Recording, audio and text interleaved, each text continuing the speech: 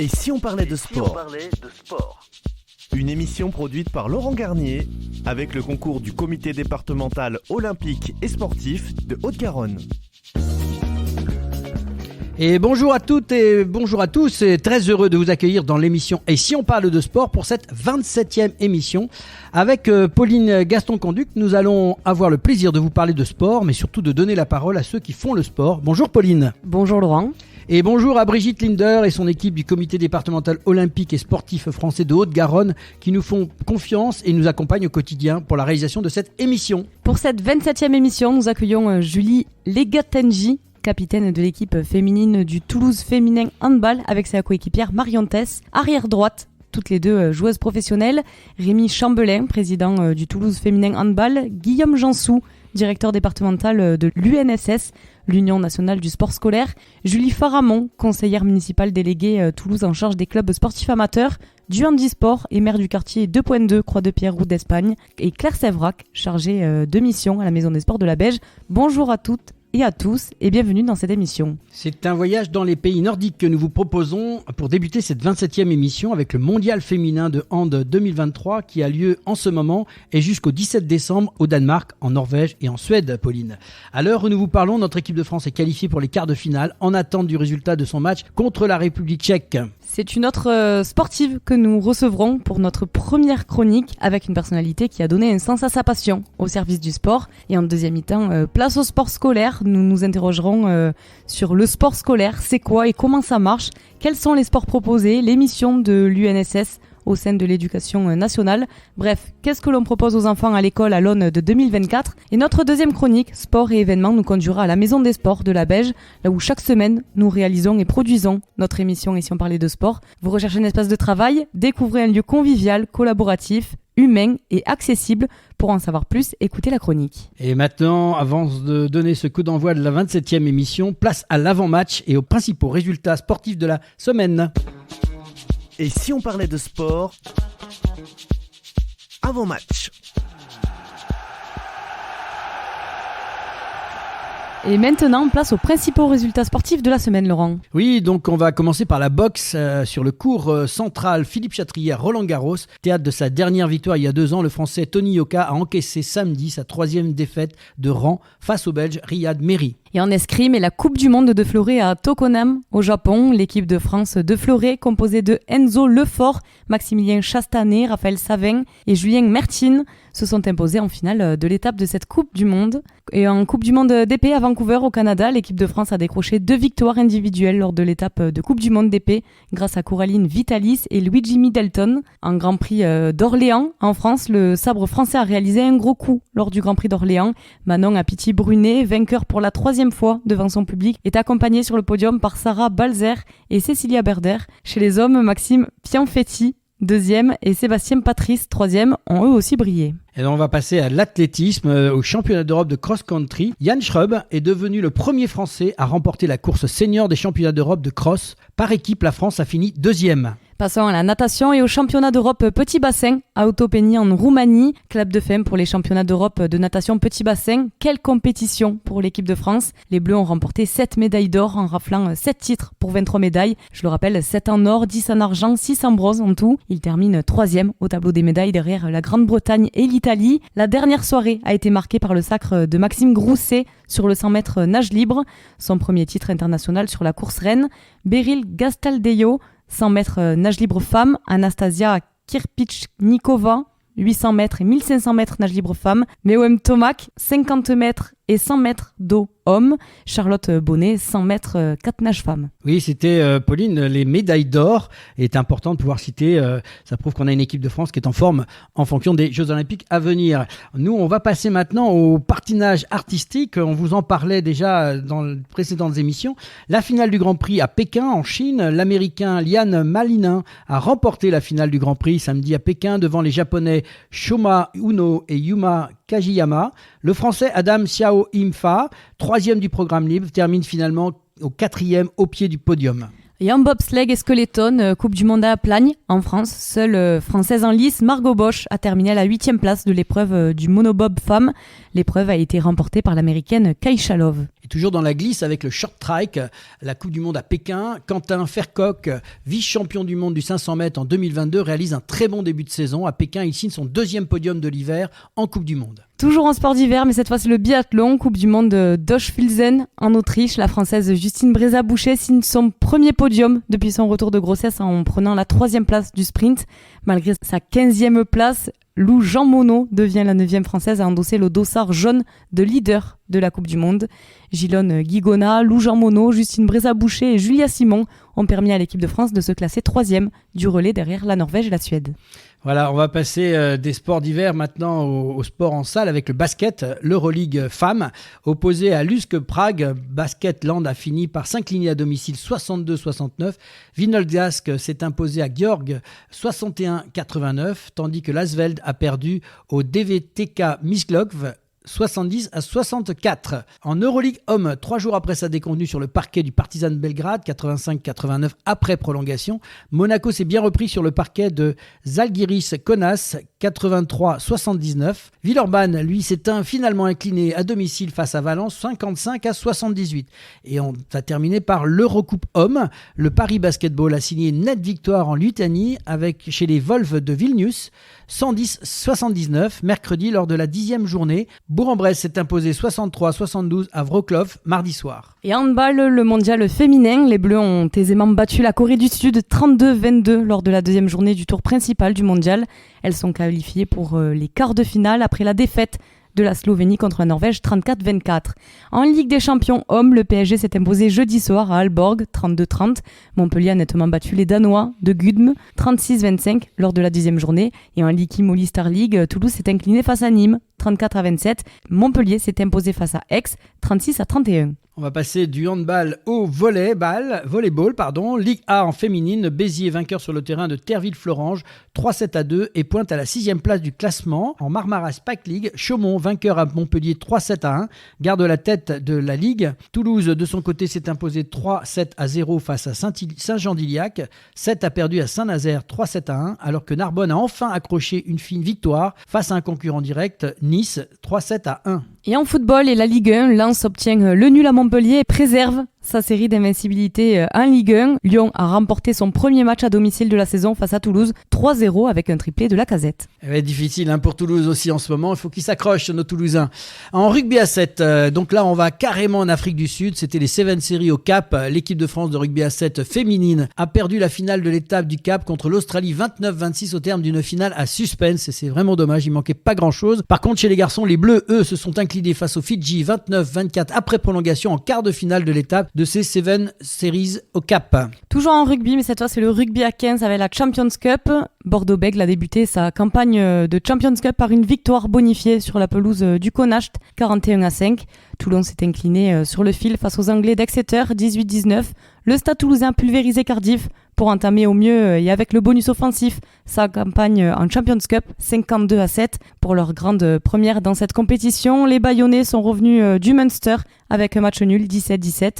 Les Anglais de Bristol, menés d'un point en fin de match, se sont finalement imposés 36-34 face à Lyon grâce à un drop dans les dernières minutes de la rencontre. Le Stade français s'incline largement à Sale, 28-5. La Rochelle s'est inclinée face à la province irlandaise du Leinster.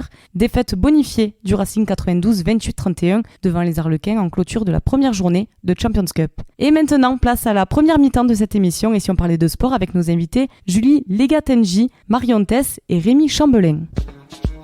Et si on parlait de sport, première mi-temps.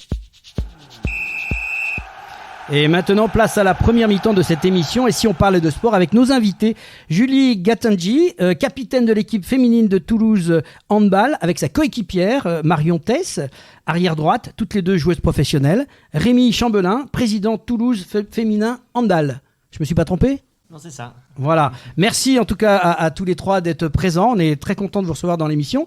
J'ai une question à poser déjà à tous les trois parce qu'on est en plein dedans.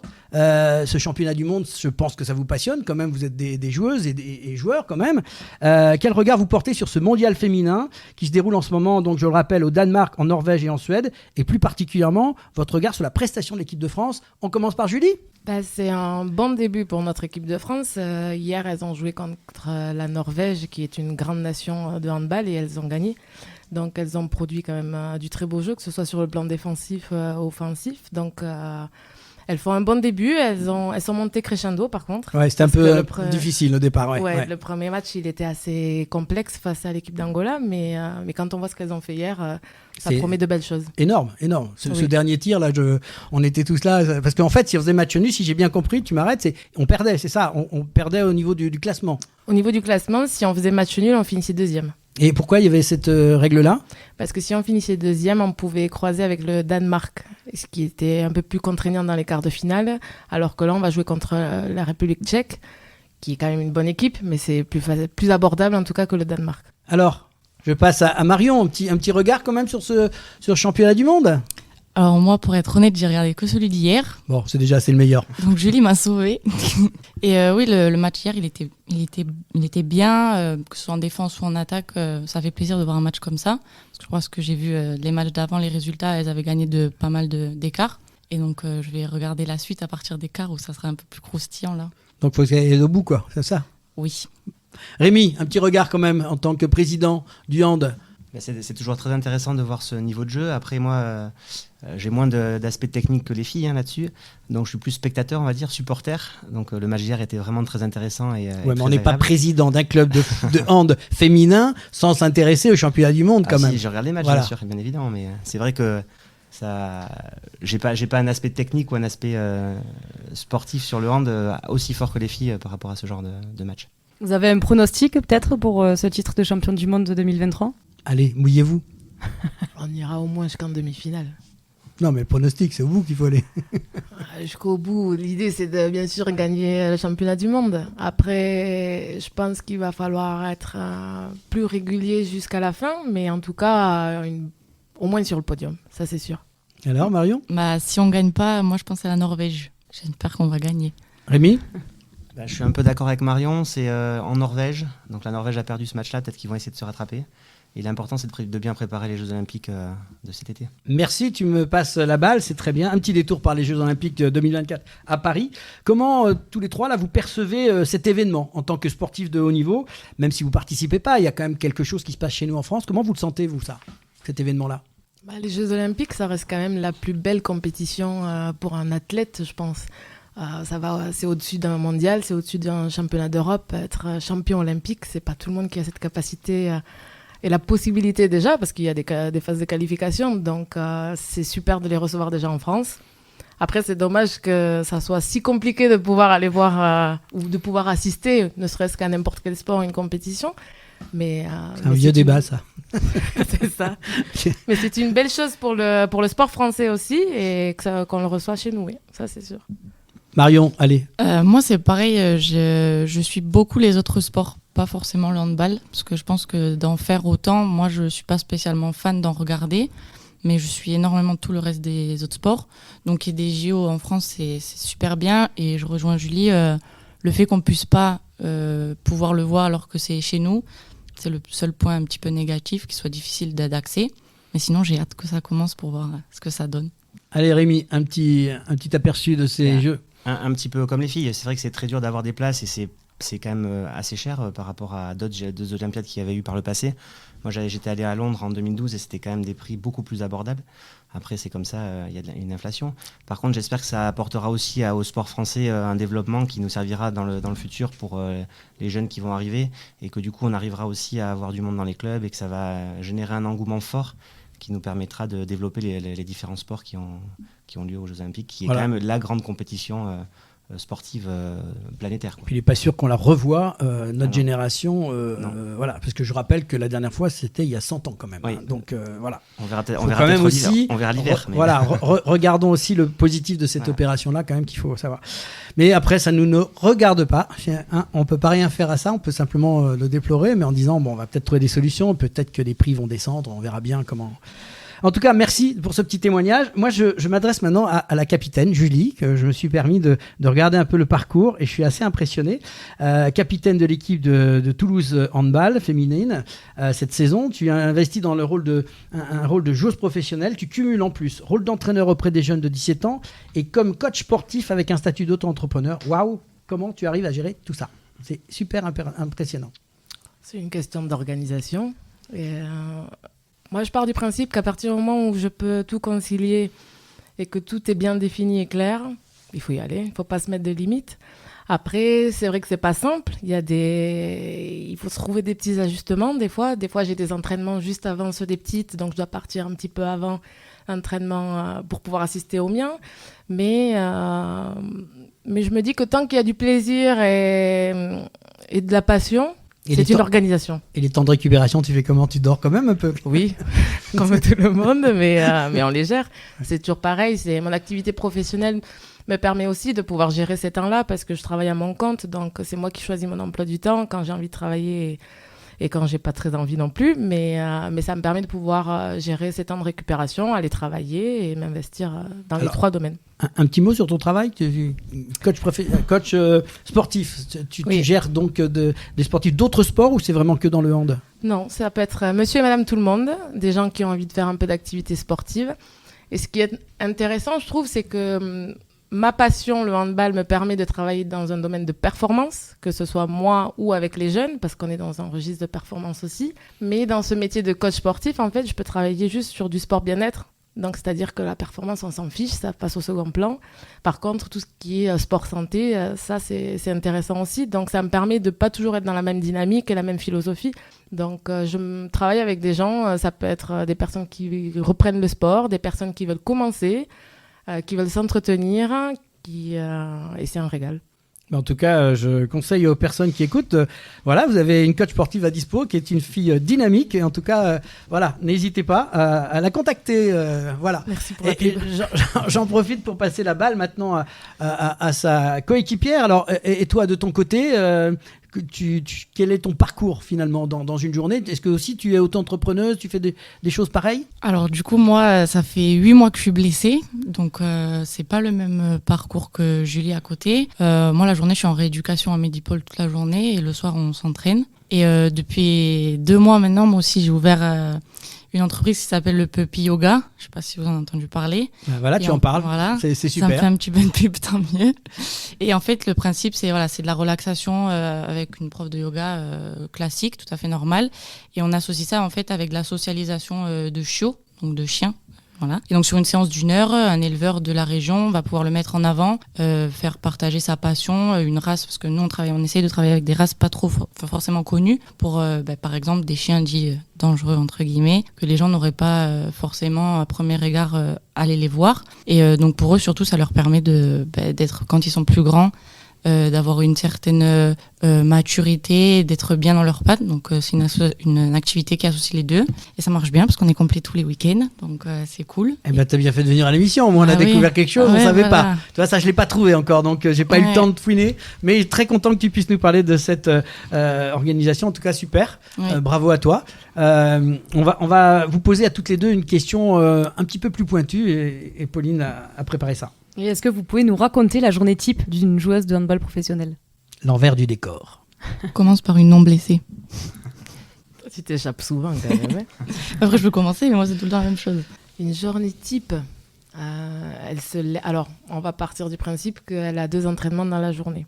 Donc, par exemple, le lundi, je me lève. Alors, si j'ai des coachings avant, le matin, je vais travailler. À midi, c'est entraînement jusqu'à 1h15. Après, on mange, on récupère un peu, on repart travailler s'il y a d'autres coachings. Après, je vais entraîner les petites à 18h30 jusqu'à 19h45. Et après, je file à la muscu à 20h jusqu'à 21h15. Ça, c'est une journée assez complète, on va dire. Et moi, du coup, tous les jours, je me lève à 7h. 9h jusqu'à 13h, j'ai rééducation. 4h à Medipol. Je rentre, je mange, je fais la sieste. Et après, je repars à l'entraînement. Et voilà, tous les jours. Tous les jours. Oui. Et c'est grave ta blessure là ou là, ça va mieux. J'espère revenir en janvier. Bon, d'accord. Voilà. Bon, c'est tout ce qu'on va te souhaiter pour 2024. Ouais, c'est ce que j'espère aussi. Et le handball, c'est une vraie passion pour vous? Oui, parce que je pense que personnellement, quand tu passes autant de temps dans quelque chose, il faut vraiment que ça te passionne. Et c'est pas simple tous les jours. Il y a des entraînements, c'est dur. Des fois, il n'y a pas que le handball, il y a du physique. Ce qui est des fois un peu pénible. Mais ça fait partie du sport. Donc, c'est une réelle passion. Et je pense qu'à partir du moment où tu perds ça, t'arrêtes. Tu t'investis plus autant. Tu vas faire du loisir. Mais s'entraîner 6-7 fois semaine, se déplacer à l'autre bout de la France, revenir... Non, c'est de la passion. Sinon, tu le feras. Enfin, moi, personnellement, je ne le ferai pas. À partir du moment où il n'y a plus de passion, j'arrêterai. Moi, c'est un petit peu pareil. Je me suis souvent posé la question, la différence, c'était la passion ou pas. Parce que moi, je pourrais faire n'importe quel autre sport, j'adore ça. Donc, mais le hand, je pense comme Julie, ça fait des années qu'on est dedans. On a réussi à atteindre ce niveau-là. Donc, on force là-dedans. Mais oui, comme dit Julie, je pense que si on n'avait pas la passion, les voyages à l'autre bout de la France et les entraînements tous les soirs, qui sont pas tous forcément faciles, il y aurait pas. Donc, oui. Alors, on va passer maintenant à la question à un autre passionné, parce que pour être président d'un club de hand féminin, il faut en vouloir, parce que déjà, il faut gérer des filles. C'est pas évident toujours. Ça doit être une belle performance tous les jours aussi. Alors, je sais pas si c'est gérer les filles, la performance, c'est plutôt gérer le club global, parce que du coup, il y a 350 licenciés au TFH et que des filles. Donc et s'ils ont tous la pêche comme elle, tu dois y avoir. Elles ont tous elles ont toute la pêche, il n'y a pas de problème. Non, c'est pas gérer les filles le plus compliqué, c'est plus gérer tout ce qu'il y a autour, la professionnalisation du club, gérer tout ce qui est déplacement, tous les équipements, les différentes problématiques qui peuvent arriver dans n'importe quelle équipe de 3 ans, parce qu'on a des joueuses de 3 ans à on va dire 77 ans. Donc il y a des problématiques tous les week-ends, donc c'est ça qu'il faut gérer, c'est ça qui est le plus embêtant. Après, les joueuses sont plutôt très sympas, il y a une bonne ambiance, il y a une bonne, les gens sont bien intégrés même quand ils arrivent, qu'ils sont nouveaux dans le club. Donc ça, c'est plutôt le côté positif en fait, parce que quand on arrive dans le gymnase, on est toujours bien accueilli, enfin tout le monde a le sourire, et ça c'est plutôt agréable en fait. Et au niveau de cette histoire de club, un petit peu quelques mots. Ouais, donc du coup c'est un club qui est quand même assez vieux, qui s'est appelé avant TCMS, qui s'est appelé je crois Monestade Toulousain, enfin il a eu plusieurs noms. Il est devenu TFH en 2008, il a subi une petite déconvenue en posant le bilan en 2010, je crois, comme ça, 2009 ou 2010, après avoir accédé à la Coupe d'Europe. Donc c'est un club qui a un historique. Moi je suis devenu président il y a 4 ans, et il y avait un projet pour monter en deuxième division, donc on a monté ce projet.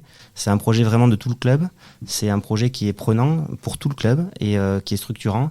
Et donc du coup on est en plein dans ce projet-là, en essayant du coup d'avancer sur le nombre de licenciés, d'avancer sur les partenaires. On a la mairie qui nous suit beaucoup depuis le début. On essaie de développer le partenariat privé aussi, ça c'est une grosse partie de notre travail. Sans oublier toutes les jeunes, et puis on voit Julie qui entraîne les 17, Marion qui a déjà entraîné aussi des catégories jeunes. On a des joueuses de D2 qui vont entraîner les jeunes, donc sans oublier les jeunes, et sans oublier la pratique aussi de loisirs. Là on parle beaucoup de la D2, enfin des parties compétitives, mais il y a aussi une partie loisirs qui doit exister, puisqu'on veut garder les jeunes filles pour avoir aussi du bénévolat, pour que les gens se sentent bien et aient envie de rester dans ce club en fait, puisque c'est ça aussi qui fait marcher l'ADN du club en fait. Alors justement, tu parlais des jeunes, j'ai envie de poser la question aussi à tous les trois, mais quel conseil vous donneriez aux jeunes qui voudraient pratiquer le hand aujourd'hui, puisque vous avez cette passion? Comment leur dire, voilà, le message à faire passer? Venez au TFH. Ça c'est bien, c'est bon, la communication est passée. C'est que pour les filles, ça. Ouais. Mais on peut parler des filles, mais effectivement, justement pour des jeunes filles aujourd'hui qui se posent la question peut-être, qu'est-ce qui pourrait les attirer? Quel conseil vous leur donneriez en fait? Qu'il faut essayer, parce que moi je trouve que c'est un sport qui... Malgré qu'il soit connu par rapport aux équipes, l'équipe de France, les filles ou les garçons, à chaque fois qu'on vient voir nos matchs, les gens ils se rendent pas compte de ce que c'est au final le handball, que c'est quand même un sport de contact, que c'est très prenant parce que ça va très vite des deux côtés, et souvent les gens ils se rendent pas compte que c'est un sport très attractif, et du coup dès qu'on s'y met dedans, c'est très prenant, et je pense que tant qu'on n'essaye pas, on peut pas forcément trop connaître ce sport. Et je pense que les jeunes d'aujourd'hui, tant qu'ils essaient, dans notre jeune catégorie, en plus, en général, c'est les filles du club qui les entraînent de la D2 ou de la N2. Donc, il y a quand même un lien assez fort qui se crée. Donc, elles aussi, du coup, elles peuvent après venir nous voir jouer. Je trouve que c'est ça qu'il faut faire, essayer. C'est surtout aussi que c'est un sport collectif, donc tu partages des choses, t'es pas tout seul. Tu partages une victoire comme tu partages une défaite. Et au travers de ce sport, le handball, qui est intéressant, c'est qu'il y a du contact, il y a différents postes, donc tout profil de joueuse peut s'exprimer. Il n'y a pas un profil type et on rejette les autres. Tu peux être grande, tu peux être petite, tu peux être un peu costaud, tu peux être toute fine. Tu peux trouver ta place dans ce sport avec tes qualités. Donc c'est ça qui est intéressant. Ouais, du coup, pour finir, c'est un sport aussi où il y a des valeurs de respect, comme dans tous les sports collectifs bien sûr, et dans tous les sports. Mais je pense que c'est un sport qui a encore gardé des valeurs plus anciennes que d'autres sports qui se sont professionnalisés. Donc c'est assez intéressant aussi pour les parents d'avoir des enfants qui sont éduqués dans le respect, où il y a vraiment une bienveillance qui existe entre tout le monde. Et il n'y a pas de question de couleur ou autre. C'est un sport vraiment très inclusif. Donc ça, c'est vachement intéressant. Et pour finir un petit peu par rapport pour boucler la boucle un petit peu, ce que vous avez vécu hier pendant France-Norvège, en fait, c'est quelque chose qu'on peut vivre tous les week-ends dans ce sport, dans n'importe quelle catégorie. Donc ça peut être en moins de 11 à un but d'écart ou en D2 le week-end d'après. C'est un sport où vraiment on prend du plaisir, c'est dynamique. Et à la fin de l'heure ou du match ou des 3 quarts d'heure si c'est les enfants, en général, on est tout le temps content, on a passé un bon moment, que ce soit des moins de 11 ou des moins de 9 à la D2. Et ça, je trouve que c'est assez rare maintenant dans le sport, parce que dans certains sports, parfois, c'est le 0-0 en plein hiver ou le 15-15 au rugby en plein hiver, c'est moins drôle.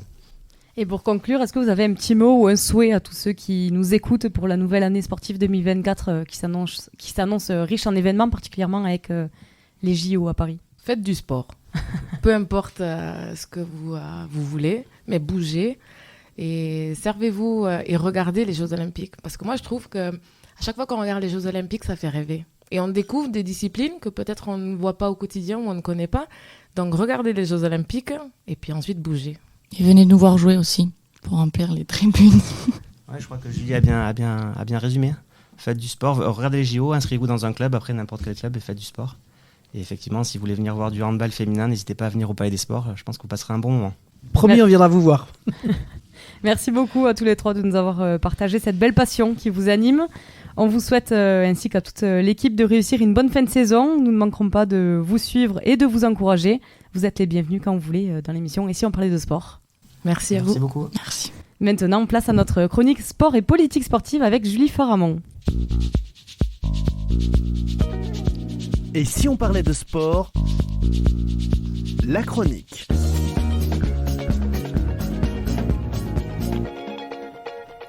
Julie Faramond, bienvenue dans l'émission Et si on parlait de sport. Très heureux de t'accueillir pour parler de sport. Je rappelle que tu es conseillère municipale déléguée à la ville de Toulouse en charge des clubs sportifs amateurs, du handisport et maire du quartier 2.2, Croix de Pierre, route d'Espagne. Je ne me suis pas trompé ? Non, c'est parfait. Merci. Bonjour Julie, merci. Alors, pour commencer, qui est Julie Faramond ? Ton parcours de sportif d'abord et de femme engagée au service des autres. Alors, j'ai commencé le sport à l'âge de 4 ans. C'est parce que j'étais un peu dynamique, on va dire. Ma mère m'a mis au judo à l'âge de 4 ans. Et j'aimais faire ce sport. J'ai également fait de la gymnastique à 9 ans. Et pour moi, le sport, c'était effectivement me connaître davantage, avoir des liens d'amitié avec toutes les personnes avec qui je faisais ce sport-là. C'était un partage, malgré que ça soit un sport, que ça soit 2 sports individuels. C'était quand même la valeur de partage qui était importante. Voilà. Ensuite, si vous voulez, je suis partie en sport-études à l'âge de 15 ans. Alors, j'ai fait 3 sport-études. Je suis partie à Limoges, Bordeaux, Poitiers. Ça m'a appris à partir de mon petit Aveyron où j'avais effectivement mes parents qui me coucounaient beaucoup. Et du coup, j'ai appris un peu l'indépendance, savoir se débrouiller, les entraînements tous les soirs et aussi les matinées pour effectivement la musculation et les week-ends, les compétitions. Voilà, donc c'était le rythme. Toujours sport, études. Toujours judo et gymnastique ou uniquement parce qu'en sport-études il y a plusieurs. En sport-études, j'ai pas précisé. Non, en sport-études, ça a été judo. Hein. La gymnastique, j'en ai fait par passion, mais à l'âge de 15 ans, la gymnastique, ça s'arrête tôt. Oui. Et à l'âge de 15 ans, en fait, j'ai fait des résultats. J'ai fait un podium aux interrégions. En fait, j'en faisais chaque année et à un moment donné. Aux régions, aux interrégions, me donner un document avec aller en sport-études. Bon, au début, moi, je regardais ça, je donnais ça à mes parents. J'avais pas fait attention que c'était quelque chose qui pouvait m'intéresser. Mais mes parents m'ont dit, mais est-ce que ça t'intéresserait, ça serait bien. Oh, j'ai dit, ah oui, ça pourrait me plaire. Et j'ai fait les sélections, en fait. Et j'ai commencé par Limoges et non Toulouse. Et c'est vrai que ça m'a plu. Et c'est comme ça que j'ai continué. La gymnastique m'a aidée à être meilleure dans le judo, que j'aurais pu si je n'avais fait qu'un seul sport. Donc c'est complémentaire. Oui, donc ça c'était au lycée. Et après, quand j'ai fini le lycée, donc la dernière année, j'ai fait un podium aux France. Du coup, je me posais la question, est-ce que je continue ? J'étais pas la numéro 1 ni la numéro 2 française. Est-ce que je vais à l'INSEP quand même ? Parce que c'était possible d'aller s'entraîner à l'INSEP. Il aurait fallu que je sois devenue parisienne et aller m'entraîner comme le font les personnes qui sont pas inscrites à l'INSEP. Et je me suis dit non, je vais me consacrer à mes études et le sport de toute façon. À un moment donné, j'y reviendrai. Donc, je me suis consacrée à mes études. J'ai fait un DUT carrière juridique à Narbonne. C'est là où tout bascule, en fait. J'avais conservé les études parce que je voyais des copines qui faisaient que du judo. Et moi, j'essayais, je m'accrochais. Bon, j'étais moyenne en classe, mais je me débrouillais. Ça allait, hop, je me consacrais à mes études et j'essayais que ça soit la priorité. Parce que ce que je n'ai pas dit aussi, c'est que j'ai été blessée aussi. Comme tout sportif, à un moment donné, on est blessé et c'est hyper dur quand on n'a plus de sport. Donc c'est vrai que juste avant de faire mon résultat au championnat de France, l'année d'avant, j'étais blessée. Et je me suis blessée à un moment où, si j'avais fait le résultat, j'aurais peut-être été en équipe de France plus longtemps. Bon, c'est comme ça, c'est la vie. Je me dis, tant pis, j'aurais pu faire mieux, mais tant pis, ça m'a servi. Et de toute façon, quel que soit le niveau que l'on a, je pense que ça sert pour tout. Ça sert pour son métier, ça sert pour toutes les actions que l'on fait. Comment passe-t-on de professeur à élu en charge des clubs sportifs amateurs et du handisport de Toulouse, ainsi que maire de quartier ? Mais on a toujours l'âme d'un sportif. Donc, quand on râle, quand on voit qu'il y a ça, ou il y a certaines choses qui ne correspondent pas ou qui ne nous va pas, on se dit, arrête de râler et va dans l'action. Et peut-être que toi, tu feras ta petite pierre à l'édifice qui va faire que peut-être ça apportera quelque chose aux gens. Donc, c'est après... mais comme quand je suis allée en sport-études, c'est-à-dire j'ai tenté, j'ai osé en fait. C'est oser et essayer de se connaître davantage. Donc, en fait, j'ai fait une candidature, j'ai fait des belles rencontres et j'ai convaincu par ce que je suis. C'est-à-dire... Voilà, il faut rester ce que l'on est. Je suis une sportive convaincue. Effectivement, j'aime les gens. Si on n'aime pas les gens, on ne peut pas faire de la politique. Et aimer trouver des solutions aux problématiques, des compromis. Alors justement, il y a une belle notion de service dans ce que tu dis. Est-ce que tu peux nous donner rapidement quand même, mais une présentation des différentes missions que tu t'occupes aujourd'hui, parce qu'on est passé maintenant... oui, j'imagine. C'est pour ça que je dis quelques, parce que je sais que tu vas me raconter. Il y a tellement de choses que tu fais que voilà. Mais c'est intéressant. Ce qui est bien dans ce que tu viens de nous expliquer, et c'est un beau témoignage pour les jeunes qui t'écoutent, c'est de dire on fait du sport, mais il ne faut pas négliger à côté de travailler, de continuer à avoir aussi une formation, une culture. Et ça, c'était un beau message. Mais c'est aussi pour ça que j'ai été élue et que c'est parce que j'ai plusieurs choses. C'est plusieurs codes à mon cou. C'est-à-dire que effectivement, je fais quoi ? Je fais au quotidien. Je mets en place une politique sportive, un engagement de Monsieur le maire à une réforme des subventions pour les clubs sportifs qui avait été très demandée, une optimisation des créneaux aux clubs sportifs pour que l'ensemble ou le maximum de clubs aient accès à nos équipements sportifs qui sont principalement effectivement les clubs ont principalement des créneaux mis en place par la ville de Toulouse. Et ça, c'est important. On est fiers de le faire et on veut être au plus près des clubs. Et la spécificité, je vous ai parlé d'un sport, mais quand on est sportif, on aime l'ensemble des sports. C'est vrai que j'en ai fait 2 parce qu'on se spécialise dans un sport. Mais moi, quand je regardais les Jeux Olympiques ou même à la télé, j'avais dans tous les sports des gens qui m'inspiraient. C'est-à-dire, je me rappelle très bien que je regardais l'ensemble des matchs des ensembles de l'équipe de France. Ouais. Et quels sont tes projets, tes combats ? Alors, mes projets, mes combats, je vous ai parlé que du côté sportif, mais il y a le côté aussi maire de quartier. C'est ça aussi dont on te parle. Oui, alors, le maire de quartier, il est au plus près des habitants. L'élu en charge des sports est au plus près des clubs. Et donc, le maire de quartier, il essaye d'être au plus près des habitants, d'améliorer leur quotidien. Donc au plus proche, comme je dis, on fait la chirurgie, c'est-à-dire que le quartier on le connaît, mais quand je suis avec les habitants, ils vont me parler de devant chez eux. Donc on va regarder avec les services, qu'est-ce qu'on peut améliorer. Et c'est ce côté technicien, voilà, je vais être avec les techniciens qui vont m'expliquer ce qu'on peut faire, et la décision politique qui va être prise doit correspondre et améliorer le quotidien de l'habitant qui est venu me voir. Donc si effectivement je comprends sa problématique, je peux prendre une décision qui soit plus facile pour l'habitant. Ils peuvent compter sur ta dynamique en fait. J'essaye. En tout cas, non, c'est très sympa de voir témoigner là-dessus. Merci d'avoir pris le temps d'abord de venir nous parler dans cette nouvelle émission consacrée à tous les sports et bien sûr à ceux qui lui permettent d'exister au quotidien, dont tu fais partie. Merci beaucoup. C'est très touché là-dessus. Un petit mot, un souhait que tu peux donner pour cette nouvelle année qui arrive aux auditeurs, à ceux qui nous écoutent et ceux qui sont ici. Mais ce que je souhaite, c'est que chacun, en fait, trouve sa passion. C'est-à-dire, ça peut être du sport, ça peut être de la culture, ça peut être de la peinture. Enfin, c'est chacun se trouve dans ce qu'il aime au final. Et comme ça, j'avais un prof qui me disait, ce qui est important, c'est pas ce que tu es, c'est ce que tu vas devenir. Voilà, peut-être c'est ça. C'est inspirer les jeunes. Merci, monsieur le professeur. Alors.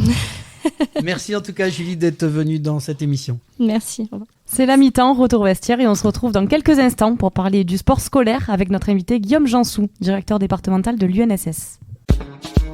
Et si on parlait de sport, mi-temps.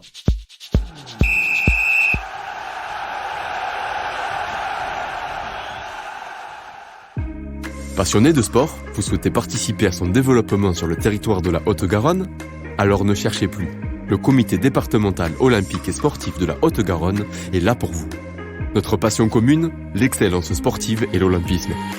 Le CDOS 31 accompagne les comités départementaux et les clubs dans leur développement. Par des formations adaptées aux bénévoles et salariés pour développer leurs compétences, par l'organisation de multiples manifestations sportives dans lesquelles vous pouvez être intégré, à travers la mise à disposition de volontaires en service civique. Alors contactez le comité départemental olympique et sportif de la Haute-Garonne dès maintenant par mail contact@cdos31.org ou au 05 62 24 19 02. Ensemble, faisons briller la Haute-Garonne à travers le sport. Et si on parlait de sport, deuxième mi-temps. Et voilà, c'est retour. On rentre du vestiaire et on se retrouve avec notre Guillaume Jansou, qui est directeur départemental du NSS. Merci d'avoir accepté notre invitation, Guillaume. Merci à vous.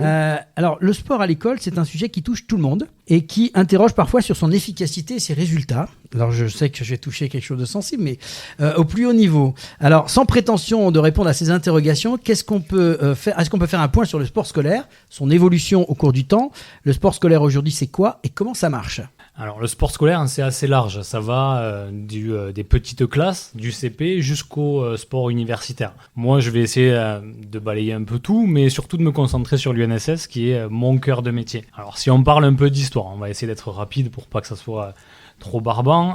L'UNSS, alors Union nationale du sport scolaire, c'est une fédération multisport créée en 1938 sous l'impulsion de deux ministres, Léo Lagrange, qui est connu comme un grand sportif, et Jean Zay. Les deux, en fait, avaient envie de, entre guillemets, sportiviser la population, de mettre le sport au cœur des enjeux. Et donc, ils se sont dit, pour toucher une population la plus large possible, on va commencer par les élèves, par les petits, qui petit à petit vont construire leur habitude sportive, qui vont en parler à la maison, et puis petit à petit, on va toucher aussi les parents. Donc ça, c'était l'objectif du début, et ça a plutôt bien marché. Alors après, l'UNSS, quand elle a été créée, elle s'appelait l'OSU, puis après elle est devenue l'USU, l'ASU, elle a changé de nom en fonction du contexte politique, et c'est en 1975, qu'elle a pris son nom actuel, Union nationale du sport scolaire. Alors ça s'arrête à un certain âge, qu'après il y a la FNSU, non, c'est pas ça, il y a pas. Alors jusqu'en 75, avec ce changement de nom, voilà, où on est passé à l'UNSS, ouais, on a séparé le sport scolaire du second degré et le sport universitaire. C'est en 75 qu'a été créée la Fédération française du sport universitaire, la FFSU qu'on connaît à l'heure actuelle. D'accord. Alors comment ça marche ? Comment Alors, vous organisez? Le fonctionnement de l'UNSS, il est assez simple. Je disais, c'est une fédération multisport. Donc, on verra tout à l'heure qu'on a un panel d'activités assez large. Mais le plus important, c'est que dans tous les établissements scolaires du second degré, donc les collèges et les lycées, il y a une association sportive. Alors, une association sportive, c'est nos clubs, en fait. Les fédérations classiques appellent ça un club. Nous, c'est une association sportive. Et dans chaque établissement, il y en a une. Ce qui permet d'avoir un maillage territorial et de couvrir vraiment toutes les zones géographiques et de permettre un accès à la pratique sportive pour tous les élèves.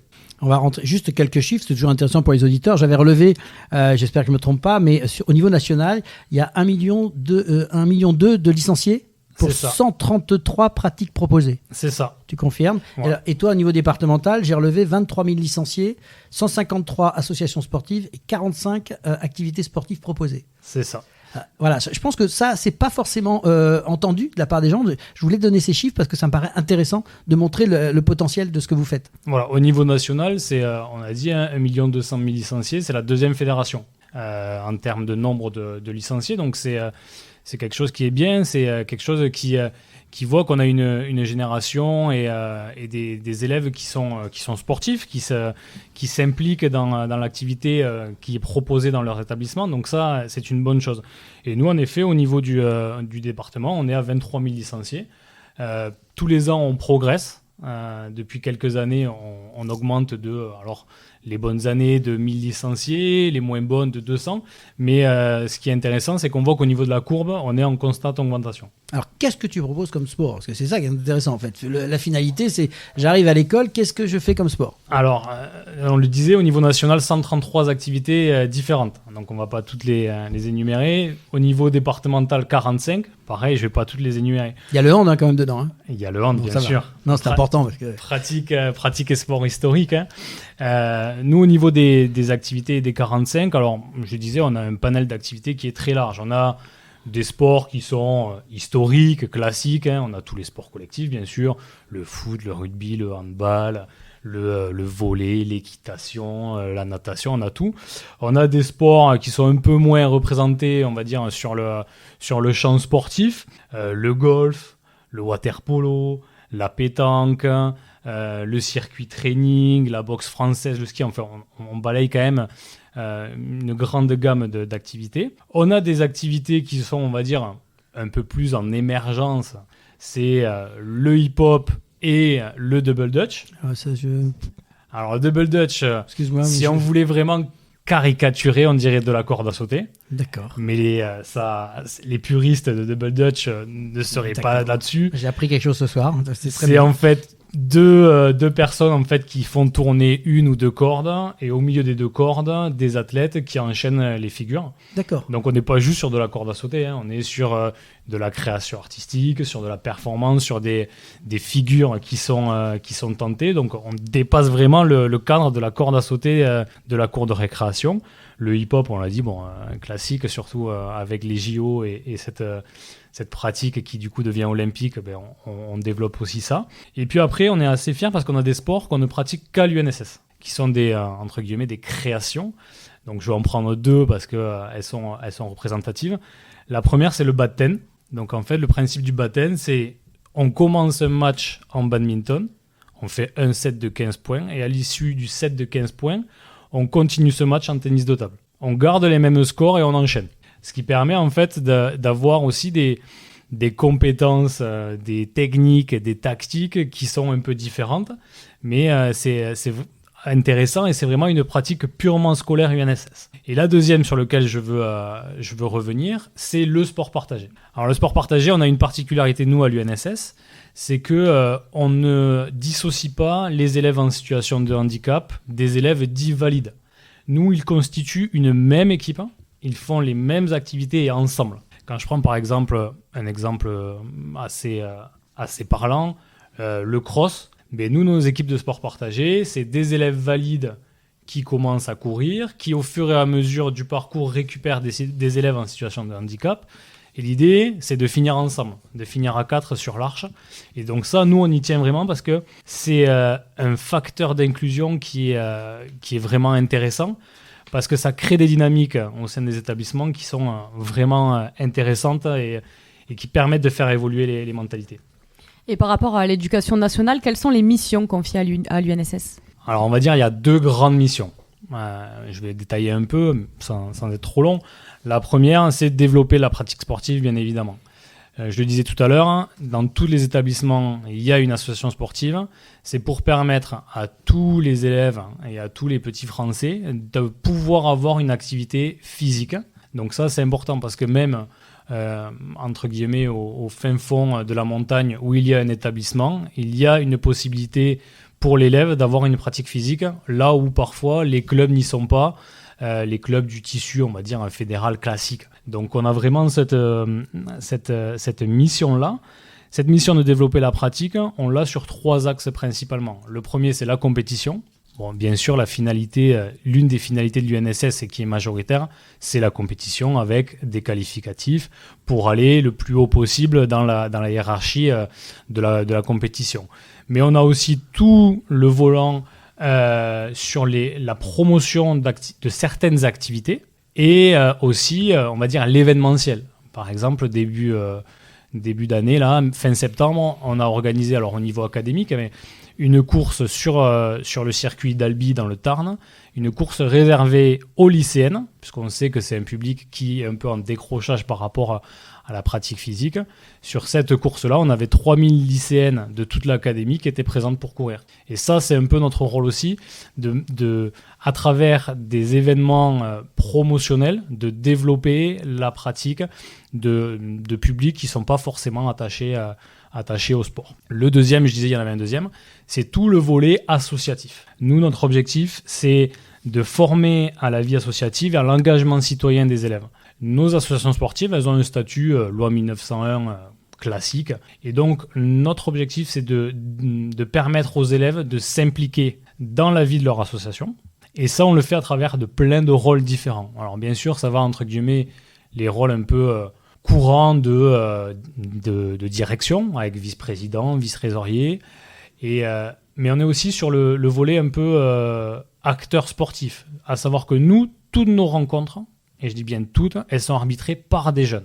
On n'a pas d'arbitre indépendant, c'est-à-dire qu'une équipe qui veut s'engager sur un championnat, elle doit avoir un arbitre formé qui va arbitrer les rencontres. Donc à travers ce rôle de jeune juge, on permet à des élèves qui n'ont pas forcément envie d'être acteurs sportifs à proprement dit, mais de représenter leur établissement et de s'investir, parce que sans eux, l'équipe ne peut pas jouer. Après, des rôles, on en a plein, un jeune reporter, par exemple, avec le rôle de journaliste, le rôle de tout ça.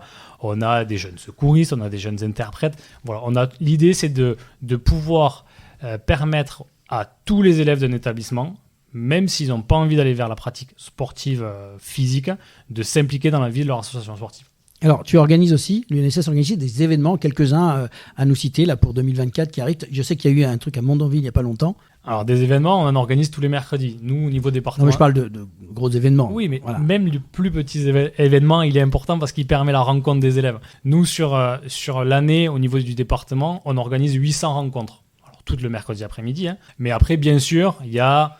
on va dire, les têtes d'affiche de nos rencontres, c'est les championnats de France. Les championnats de France, cette année, il va y en avoir 2 à Toulouse. Un qui arrive bientôt, qui arrive fin janvier, qui est championnat de France de football lycée garçon excellence. Donc, c'est un championnat qui va durer 1 semaine. Pendant 1 semaine, on va avoir 400 joueurs de toute la France qui vont s'affronter sur les installations de la mairie Toulouse autour du stadium. Et ça va être un championnat qui va avoir de l'enjeu, parce que le vainqueur de ce championnat de France va se qualifier pour un championnat du monde en Chine. Donc tout le monde a envie d'y aller. Voilà. Il y aura un second championnat de France qui sera un championnat de pétanque, qui se déroulera sur les installations de la ville de Colomiers. Et tout à l'heure, tu parlais de l'événement de Mondonville. On va dire le moment phare de notre année, c'est le cross départemental. Donc en effet, il s'est déroulé le 22 novembre à Mondonville. Sur cette journée-là, c'est 9 courses, 2050 coureurs, 2500 présents sur place, avec et le volet sportif et le volet un peu découverte. On avait mis en place un village des partenaires. Alors, on avait le handball qui était présent, donc c'est une bonne chose. On avait les Phoenix, c'est une bonne chose. L'année prochaine, on pourra faire Phoenix et TFH. Donc voilà, et l'idée c'est de faire aussi pratiquer des sports qui ne sont pas venus faire particulièrement sur cette journée-là. Et tu as commencé à en parler tout à l'heure, mais sur le plan régional et départemental, comment est organisé l'UNSS ? Alors c'est une organisation tout à fait classique comme comité et ligue. Nous, le plus petit échelon, c'est le district. Le district, sur le département, on en a 7. Alors c'est quand même, déjà ils ont une bonne taille, parce que nos districts, ils ont environ 4000 licenciés chacun. Donc ils développent l'activité au plus petit échelon. L'idée là, c'est vraiment de faire découvrir ce que c'est l'UNSS, de faire découvrir la rencontre, l'activité physique.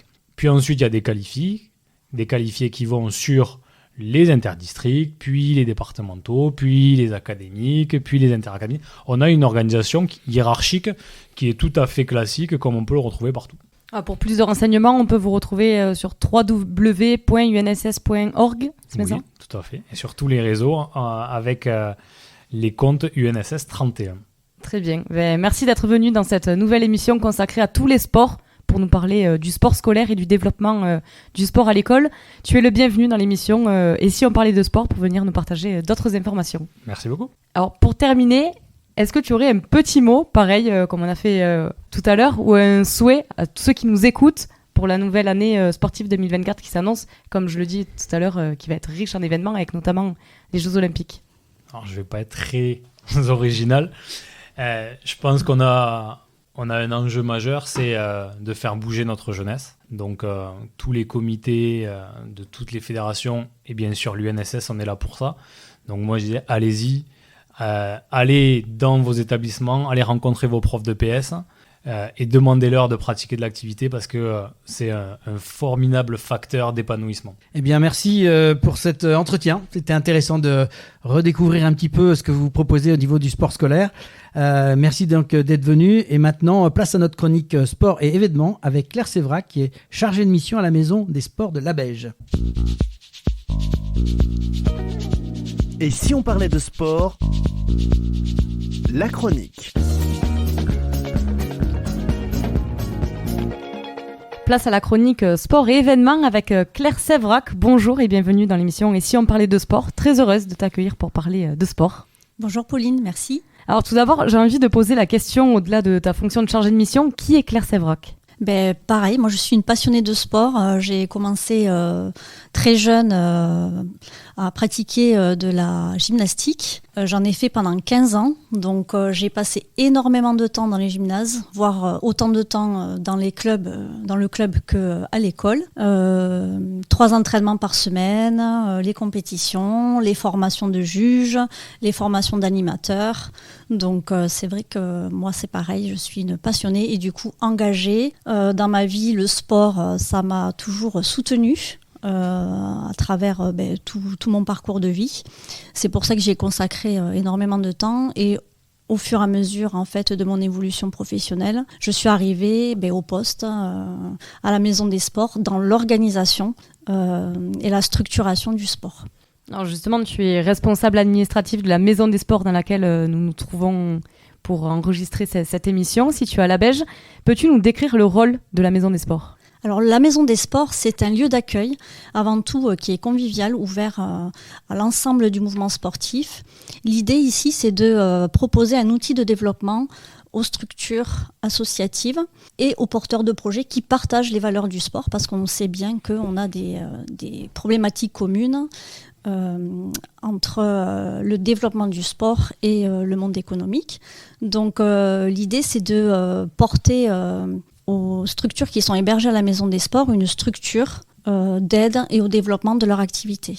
En fait, c'est une structure où ils peuvent développer leurs activités en nous déléguant toute la partie de la gestion de tous les services généraux. Donc, on propose des espaces de travail et des locaux mutualisables, des espaces communs avec des salles de réunion, des services administratifs, de la téléphonie, de l'internet haut débit, un service de courrier, de reprographie. Voilà, tout ça, c'est des services qui sont mutualisés.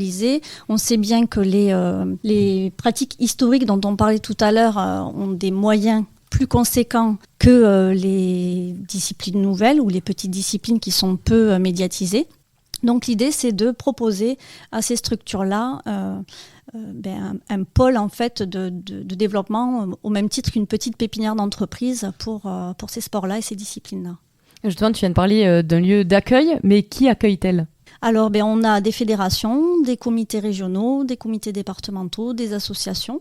Et quels sont les objectifs principaux de la Maison des Sports ? Alors, les objectifs principaux, c'est de proposer justement tous les outils nécessaires au développement de ces structures. Et quels sont les défis auxquels la Maison des Sports est confrontée dans son rôle administratif ? Alors les défis d'aujourd'hui, c'est l'inflation, c'est les coûts de l'énergie. Et c'est vrai que moi, je m'attache au quotidien à bien gérer ce budget-là pour que la Maison des Sports reste un outil de développement efficace pour les structures, puisque c'est un outil de mutualisation. Donc les charges sont supportées par les résidents au prorata des espaces qu'ils occupent. Donc c'est un vrai challenge actuellement. Les budgets s'enchaînent, mais les problématiques ne se ressemblent pas. Chaque année, là, on a affaire à de nouvelles problématiques. Donc, c'est le challenge de la Maison des Sports d'arriver à contenir ces coûts pour proposer proposer des outils efficaces de développement à nos structures. En parlant de développement, en quoi les installations et les services de la Maison des Sports contribuent-ils à promouvoir le sport dans la région ? Ce qu'on propose, c'est un outil clé en main. C'est des services à 360 degrés. Donc, la personne qui vient et qui est hébergée à la Maison des Sports n'a pour souci que de s'occuper du développement de sa discipline. Tout ce qui est coût de l'énergie, augmentation des contrats et toute la gestion quotidienne de l'organisation, c'est pris en charge par le gestionnaire. Et ce travail-là est fait par moi-même sur le site de la Maison des Sports pour le compte de la Fédération française de gymnastique. Et comment envisages-tu l'avenir de la Maison des Sports ? Alors l'avenir de la Maison des Sports, je suis très optimiste pour son avenir, puisqu'on ne voit de cesse les structures s'adapter aux situations, créer en fait des liens, des passerelles entre leurs problématiques et la synergie entre leurs projets. Merci Claire pour toutes ces informations et explications. Donc si vous recherchez un espace de travail convivial, collaboratif, humain et accessible, vous pouvez vous adresser à Claire Sévrac en la contactant à travers le site www.maisondesports-labèche.com. Un petit mot pour finir ou un souhait pareil pour cette nouvelle année 2024 qui s'annonce riche en événements sportifs ? Comme ça a été dit, restez passionnés, engagez-vous, impliquez-vous et créez des liens, c'est important. Et maintenant, place à la prolongation avec nos invités, le traditionnel quiz de l'émission. Et si on parlait de sport, la prolongation.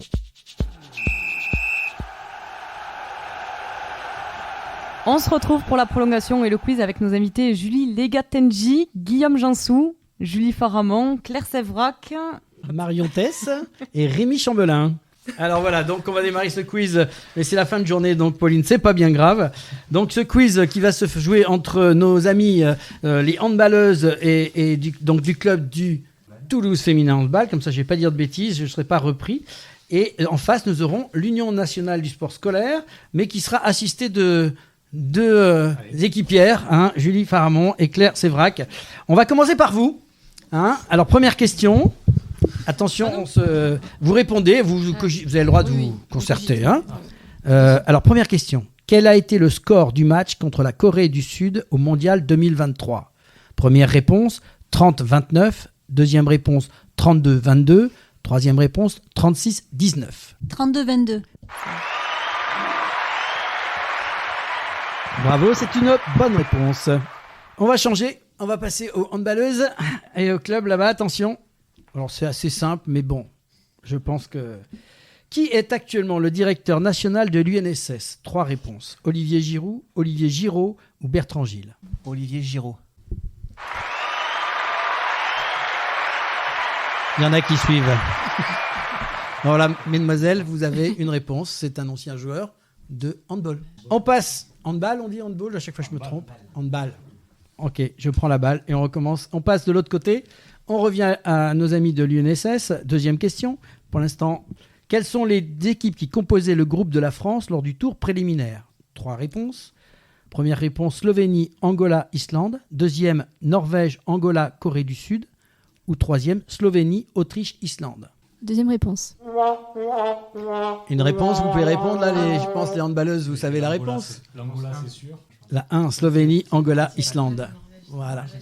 Je parlais bien du tour préliminaire. Ouais, c'était donc voilà. Donc là, on est du coup un partout toujours. On passe la deuxième question pour nos handballeuses. En juillet 2023, combien y avait-il de licenciés UNSS recensés? 3 réponses. 1 152 758. Deuxième réponse, 1 174 658. Troisième réponse, 1 205 558. La troisième. C'était la deuxième. Et sous couvert de monsieur le directeur départemental, c'est bien 1 174 658. C'est les sources que j'ai prises sur le site officiel, donc on est d'accord. Donc égalité toujours, un partout. Et on enchaîne la troisième question donc pour l'UNSS. Combien de buts a marqué l'équipe de France lors du premier tour préliminaire? 87, 92 ou 72? Allez, 72, on le tente. Non, ils ont fait des gros scores. 92 buts marqués au tour préliminaire. Oui. On n'a pas le temps. Moi, je vais arrêter de m'occuper des sports. Je vais les regarder. Faut suivre les mains. Alors, on va finir avec la dernière question. Le sport scolaire, dans les établissements du second degré, se structure autour de 4 domaines d'action. Quels sont-ils? Première réponse, éducation, culture, santé, société. Deuxième, éducation, sport, santé, société. Troisième, éducation, culture, santé et sport. Il y a un piège. Alors la deuxième, éducation, sport, santé, société. Il y avait un piège. Effectivement, le mot sport n'est pas dans cette... C'est le paradoxe d'ailleurs. C'est éducation, culture, santé et société. Si les calculs sont bons, on est à égalité. Et donc, il y a la question. Et là, il faut taper, mais attention à pas exploser la table. La question JO. Donc là, tout le monde est au même niveau. Question JO. Vous êtes prêts? Le drapeau des Jeux paralympiques est identique à celui des Jeux olympiques. Vrai ou faux? Alors là, je ne sais pas quelle main est broyée, mais... Moi, je suis pas sûre. C'est moi qui ai tapé. Avec mon petit doigt. Et j'ai eu tellement mal. Elle va être forfait pour le match. Tu vois, ça va être dramatique. Et non, ce n'est pas le même drapeau. Pourquoi on lui donne la réponse à lui? Non, allez, honneur aux dames. On va faire galamment les choses. Non, ce n'est pas le même drapeau. C'est faux, mais est-ce qu'on sait pourquoi? Est-ce que vous savez pourquoi? Pourquoi c'est pas le même drapeau? Pourquoi c'est pas le même identique? Quels sont les éléments qui font que c'est pas le même? Parce que c'est pas la même organisation. Non, c'est pas ça.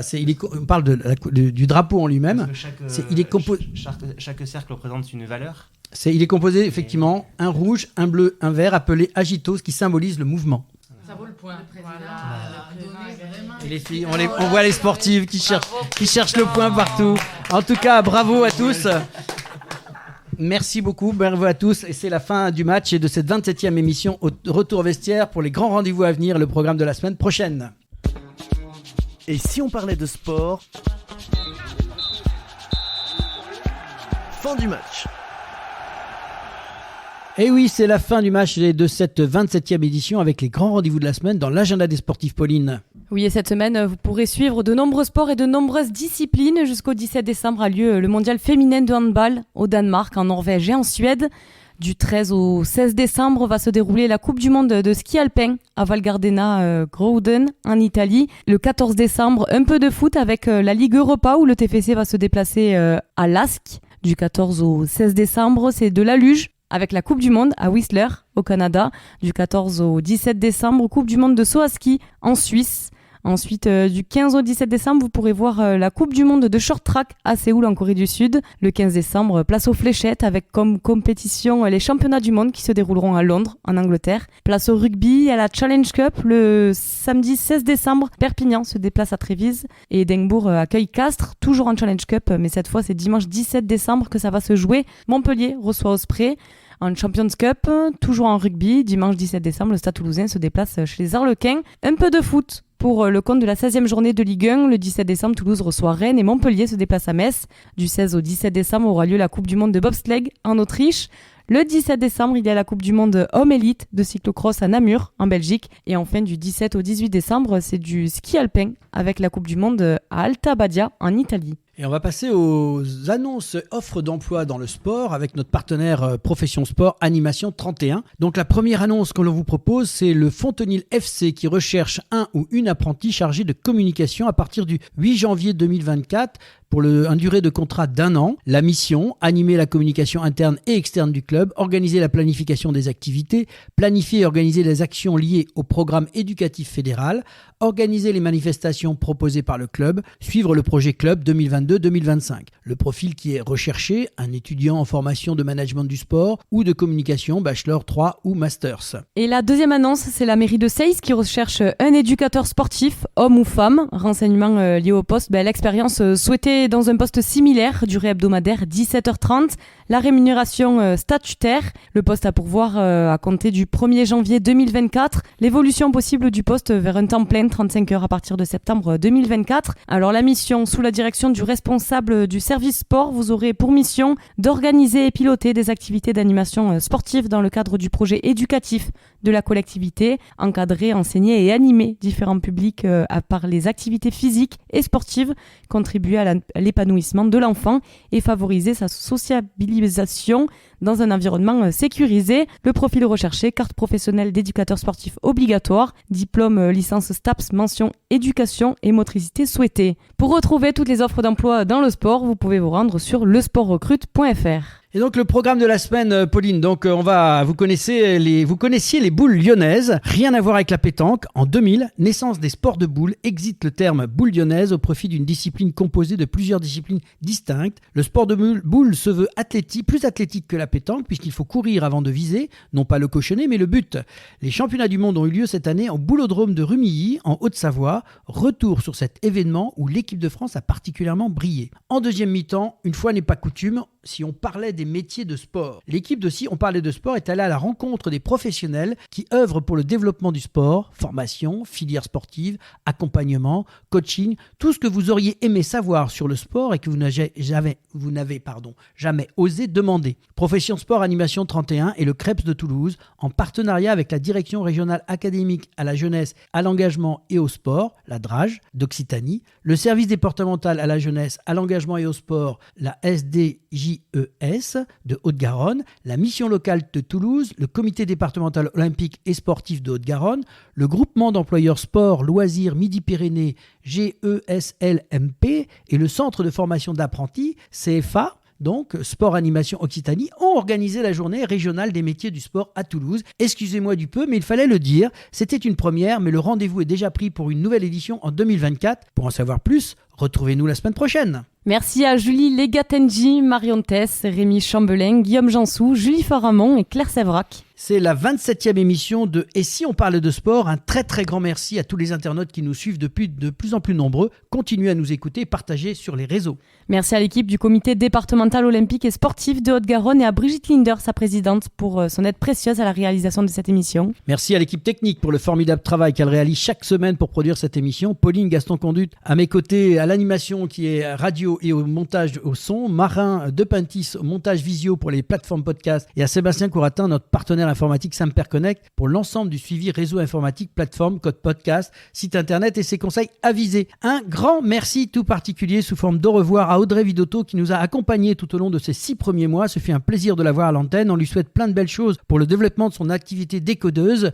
Tu es la bienvenue bien sûr et tu le sais quand tu veux pour venir partager quelques bons moments d'antenne avec toute l'équipe. Merci Pauline. Merci Laurent et on se retrouve la semaine prochaine pour une nouvelle aventure de Et si on parlait de sport la semaine prochaine.